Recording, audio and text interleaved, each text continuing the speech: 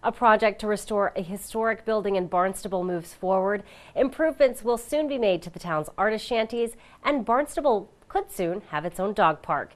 These stories and more on this episode of Barnstable Today. It's Friday, February 26, 2016. I'm Sarah Mannel.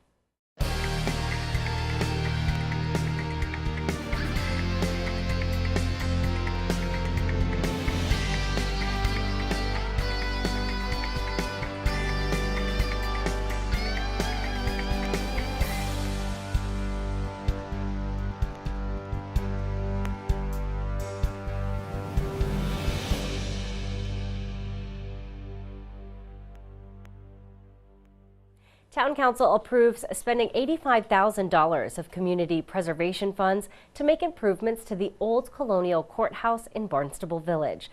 The building houses the nonprofit organization Tales of Cape Cod. Chair of the Community Preservation Committee, Lindsay Council, talked about the project during last night's Town Council meeting. The Community Preservation Committee voted on January 25th, 2016 to support a funding request from Tales of Cape Cod in the amount of $85,000 for historic preservation and restoration of the old Colonial Courthouse located at 3046 Main Street, Barnstable, representing 50% of the total cost of Phase 1 work. This request for historic CPA funds is reliant on the awarding of a Mass Cultural Council grant representing the other 50% of the total and the required match for the state grant. Historic structure report was completed in January 2015 and based upon the findings and recommendations, a multi-phase program to restore and preserve the old Colonial Courthouse has been developed.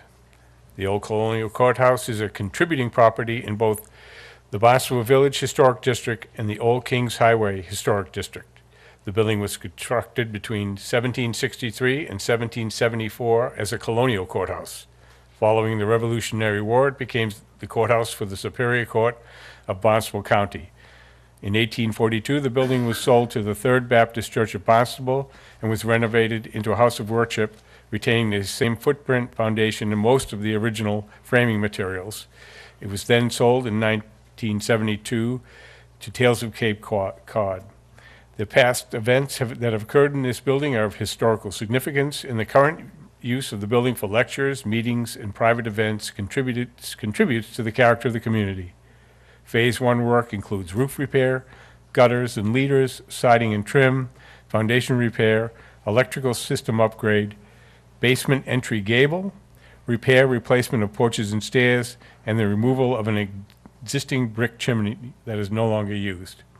The committee reviews this project and had our own historic consultant actually do the evaluation, found that much of the original framing is intact and that it does represent a rather significant structure given that it's been around since pre-Revolutionary War days. So it was kind of a no-brainer, if you will, for us that we would support this project. President of Tales of Cape Cod, Joe Berlandi, urged the council to support the project before the vote. And I want to thank Lindsay and the CPC for their approval. And he did describe our application, so I'm not going to repeat it if it's okay with you, but I'd like to give you a little bit of the history of what happens at the Tales in the old Colonial Courthouse, because up until recently, people would drive by that building, they wouldn't even know it was there.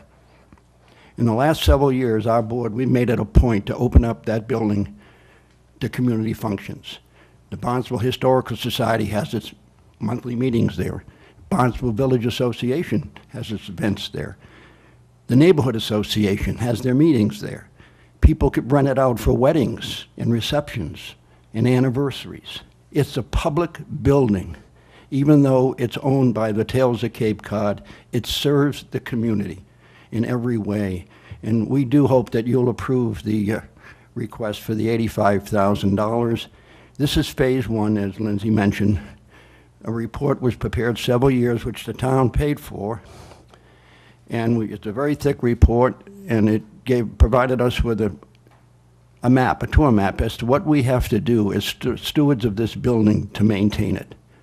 Old buildings grow very tired if you don't take care of them, and this one needs care. And we want to take care of it, and we want to share it with this town, so I really hope that you would approve this request. Thank you very much for allowing us to be here. After much discussion, the council voted 10-3 to approve funding that renovation project. Town Council approves a request to reduce the number of members on the Council on Aging.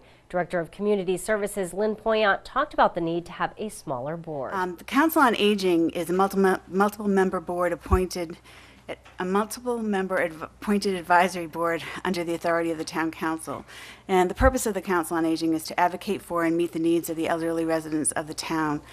They work collaboratively with staff and also with the Friends of the Council on Aging, who are our fundraising arm.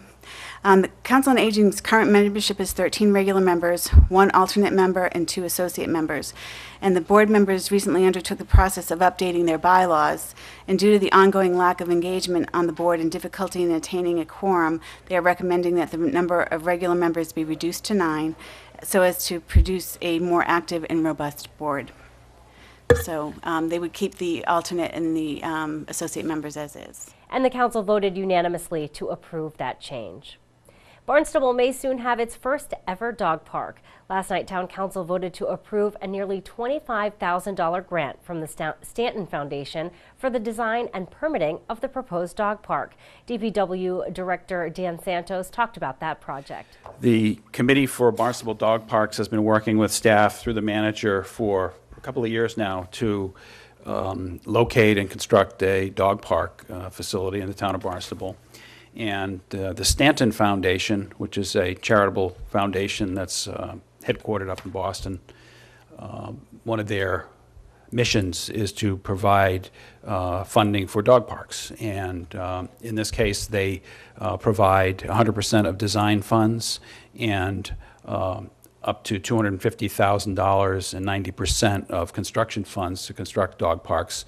The requirement of the town being having to provide the land to do it, provide utilities as necessary, which primarily is water in this case, and then maintenance is going to be addressed through the Committee for Dog Parks. They've done a pretty robust fundraising already and have significant funds in an account towards maintenance in the future. And there's an agreement with the town, with the Dog Park Committee.